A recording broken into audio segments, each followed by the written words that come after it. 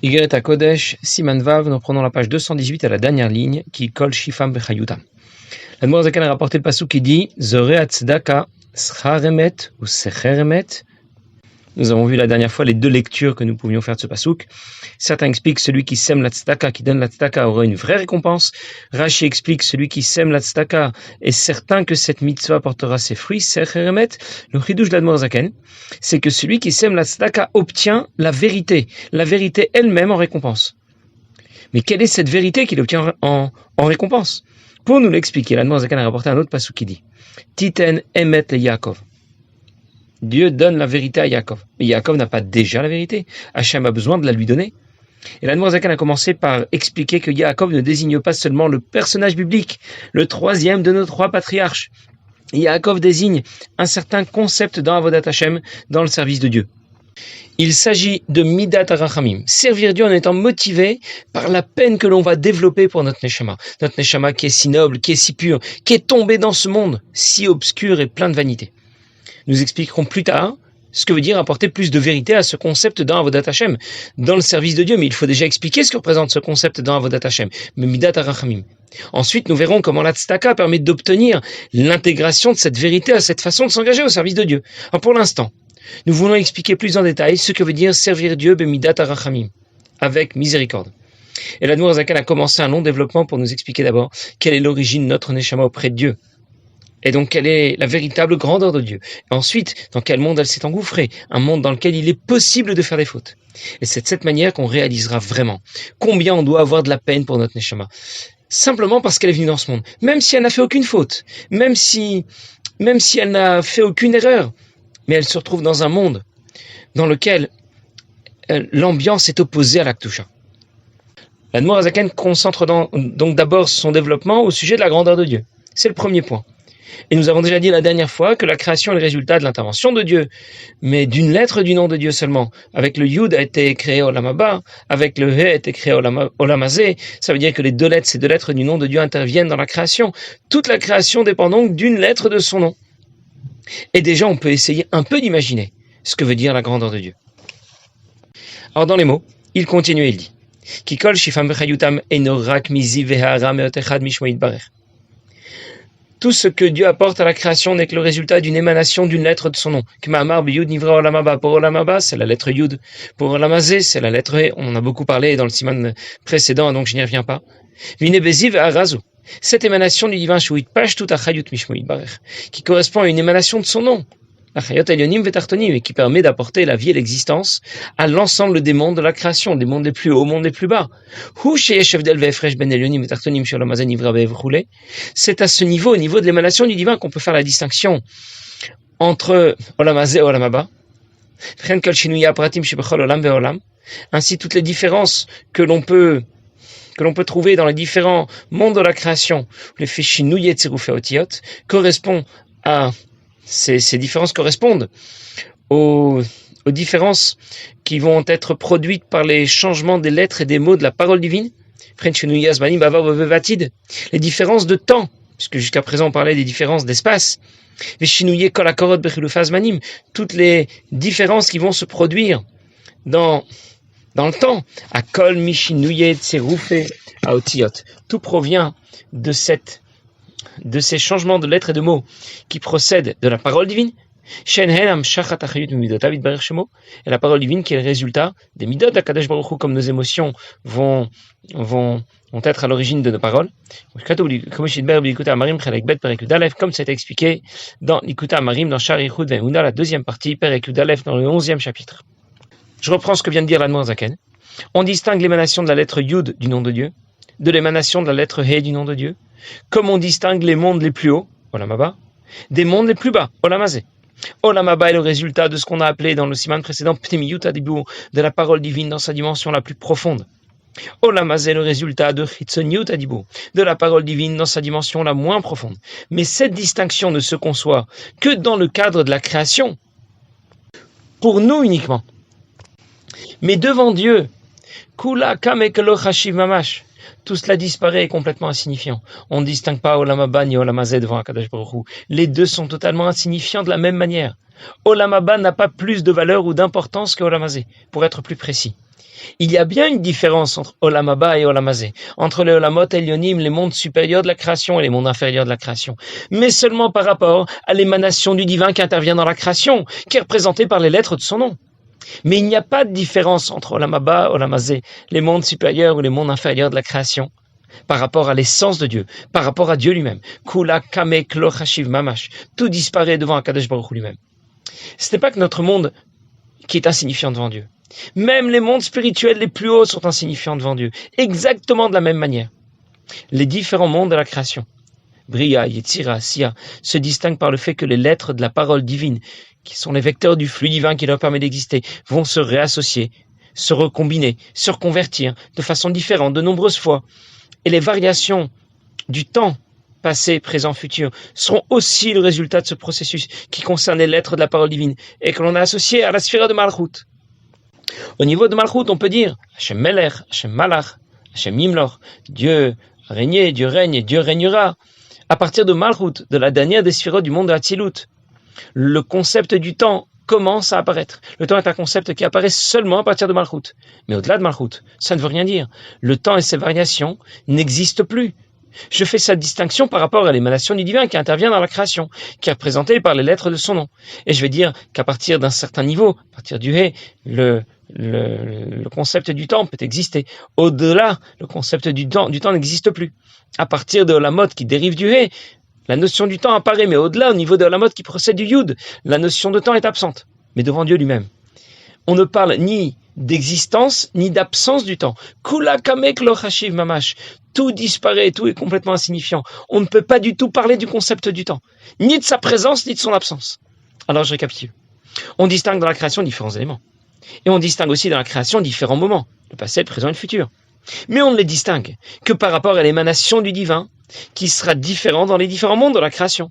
Hatzilut, Bria, Yetzira, Asiya. Mais Dieu lui-même est bien au-delà de tout cela. C'est ce que va dire tout de suite l'Admor Zaken. Mais par rapport à l'essence de Dieu, Ktiv, c'est écrit, Ani Hashem lo shaniti. Moi, Hashem, je ne change pas. Aucune différence. Ben bifrinat shinuyei ishtal shilut mirum amalot ad lemata mata. Que ce soit les différences que l'on a considérées d'un monde à l'autre de la création dans l'espace, pas seulement dans l'espace physique, mais dans l'espace spirituel. Dieu est présent exactement de la même manière dans les mondes supérieurs de la création et dans les mondes inférieurs de la création. Comme on l'a déjà vu dans la première partie, Sefer Shel Benonim, chapitre 51. Les différences de temps, il était seul et unique à Kadosh Baruch Hu avant la création, car eh bien c'est exactement de la même façon. Rien n'a changé pour lui après la création. Parce que l'ensemble de la création, l'espace, le temps, sont complètement insignifiants devant l'essence de Dieu. Comme une lettre qu'un homme pourrait prononcer, une lettre à laquelle un homme pourrait penser, les gabé klalut, Mauta nefesh asir litvatzmuta par rapport à l'essence de l'âme, si on peut donner un exemple, même si on sait très bien que l'exemple est complètement décalé par rapport à la réalité, ou bemet enerochelech active, parce qu'on sait très bien qu'en réalité, il n'y a aucune commune mesure entre l'exemple qu'on a donné et Akadosh Baruch Hu, comme ça a déjà été expliqué dans la deuxième partie de Likutei Amarim, Sharichut Ve'emuna, Perek Tet, le chapitre 9. L'Admor Zaken vient de nous dire que devant l'essence de Dieu, il n'y a pas de différence entre les mondes supérieurs et les mondes inférieurs, entre Olam Haba et Olam Hazeh. Il n'y a pas de différence entre l'absence ou l'existence du temps. Kula kamek lo chashiv mamash. Tout est insignifiant devant Kadosh Baruch Hu. On aurait pu simplement déclarer Hashem Echad, Dieu est un. Ce développement que fait l'Admor Zaken est un objectif. Il veut qu'on s'en imprègne davantage, qu'on le ressente davantage, qu'on en soit bien conscient. Et pour être bien conscient de la hauteur de l'origine de notre Neshama, de la grandeur de Dieu, considérer ensuite où elle a sombré et développer cette peine pour notre Neshama. J'ai trop de peine pour ma Neshama. Il faut absolument que je fasse quelque chose pour elle, que j'apprenne un peu la Torah, que je pratique plus de mitzvot. Je ne peux pas la laisser dans cet état-là. Je ne peux pas la laisser dans cette situation. C'est ce qu'on appelle Avodat Hashem Bemidat Rachamim. Servir Dieu en développant en développant cette peine, cette miséricorde pour notre Neshama. Servir Dieu parce que j'ai pitié pour ma Neshama, dont l'origine est auprès de Dieu qui est si grand. Ce n'est pas servir Dieu parce que j'ai beaucoup d'estime pour Dieu, parce que je lui suis très reconnaissant, parce que je l'aime. Ce n'est pas servir Dieu parce que je le respecte, parce que je le crains. C'est ce qu'on appelle Midato Shel Yaakov, Midat Rachamim, la miséricorde. Et pour avoir vraiment pitié pour ma Neshama, pour avoir vraiment de la peine pour ma Neshama, il faut aussi vraiment réfléchir à la grandeur de Dieu. Comprendre et réaliser ce que représente la grandeur de Dieu. Ne pas seulement déclarer que Dieu est grand. Combien la création, dans tous ses paramètres, dans tous ses référentiels, de temps, d'espace, de personnes, tout disparaît devant Dieu. Tout cela est insignifiant devant Kadosh Baruch Hu. L'Admour Zaken donne un exemple, même s'il précise qu'on ne peut rien comparer à Kadosh Baruch Hu, évidemment. Et qu'avec cet exemple, on sera encore très loin de la vérité, très loin de la réalité. Dans Sha'ar Yichud V'Emunah, dans la deuxième partie de l'Ikutei Amarim, nous avons déjà expliqué qu'une lettre qui a été prononcée est insignifiante par rapport à la faculté de parler. Parce qu'on peut dire des milliers de mots, et donc si je prononçais une seule lettre, c'est vraiment insignifiant par rapport à la faculté que nous avons de prononcer des milliers de mots. La faculté de parler elle-même est insignifiante par rapport à la faculté de penser. Parce qu'à force de parler, je me fatigue, je peux penser beaucoup plus que je ne peux parler. La faculté de penser elle-même est insignifiante par rapport aux émotions, aux midot qui ont motivé mes pensées. Et nos émotions, nos midot, sont insignifiantes par rapport aux facultés intellectuelles qui motivent nos émotions. Nos facultés intellectuelles sont elles-mêmes insignifiantes par rapport à l'essence de notre neshama, de notre âme. Alors, à l'échelle de l'homme, une lettre qui a été prononcée est 5 fois insignifiante par rapport à l'essence de l'âme. Mais à l'échelle de Dieu, la création qui procède des lettres de sa parole est encore beaucoup plus insignifiante par rapport à l'essence de Dieu. C'est Be'ein Aror, c'est sans aucune commune mesure. Le monde dans lequel nous nous trouvons est très grand. L'univers est encore plus grand. Les mondes spirituels au-dessus de notre monde sont encore plus grands. Et pourtant, devant Dieu, devant l'essence de Dieu, tout cela est complètement insignifiant. Et du coup, je peux essayer un peu d'imaginer davantage ce qu'on appelle la grandeur de Dieu. La prochaine fois que je vais dire dans la Hamida, Hakel, Hagadol, Hagibor, Vanora, je m'adresse à Dieu et je lui dis que je reconnais qu'il est un Dieu grand, fort et redoutable. Je vais vraiment commencer à me sentir tout petit.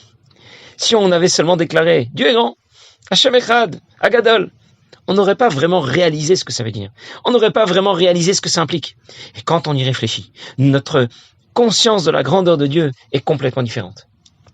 L'Admour HaZaken a rapporté qu'il existe des changements dans l'ensemble de la création, du Seder Ishtalshelut, de l'enchaînement des différents mondes de la création les uns par rapport aux autres, au niveau du temps, au niveau de l'espace. Mais ces changements n'ont aucune interaction avec Dieu, avec l'essence de Dieu qui est complètement au-delà de la création. Il ne change pas. L'émanation du divin interagit avec la création, mais pas son essence.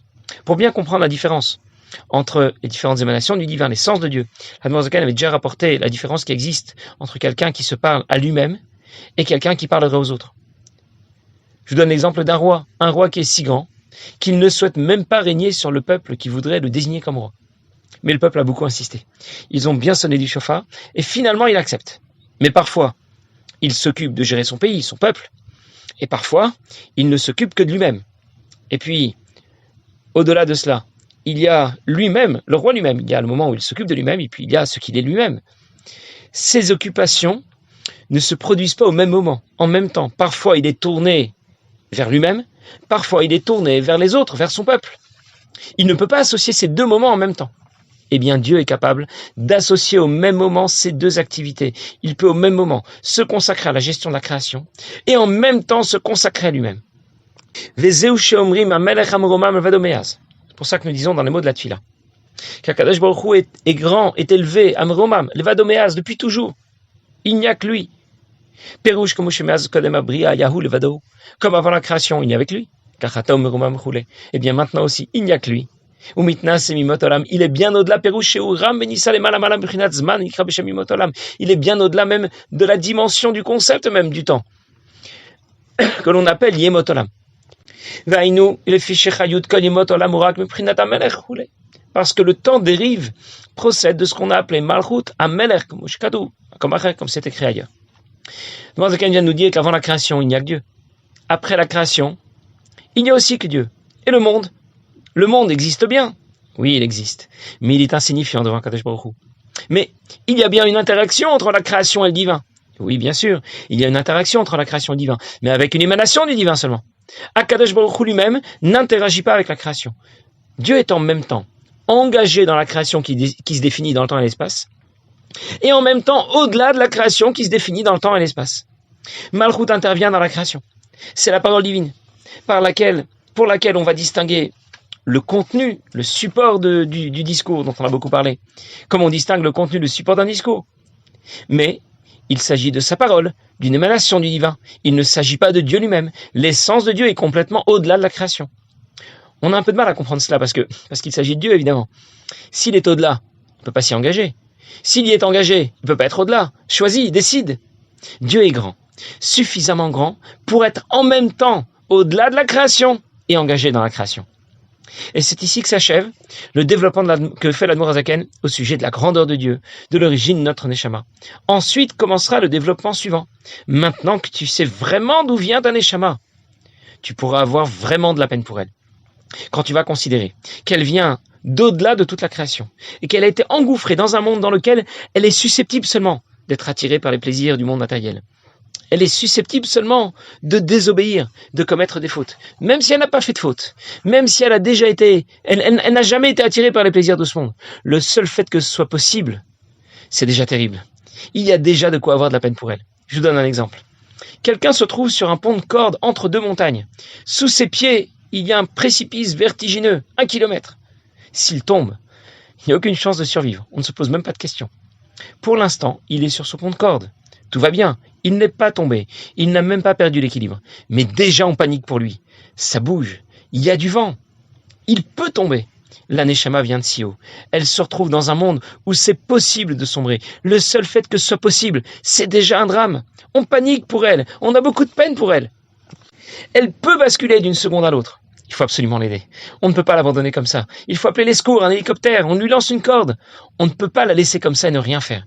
Il faut absolument étudier la Torah, pratiquer les mitzvot, pour ne pas la laisser dans cette situation critique. Passez une bonne journée.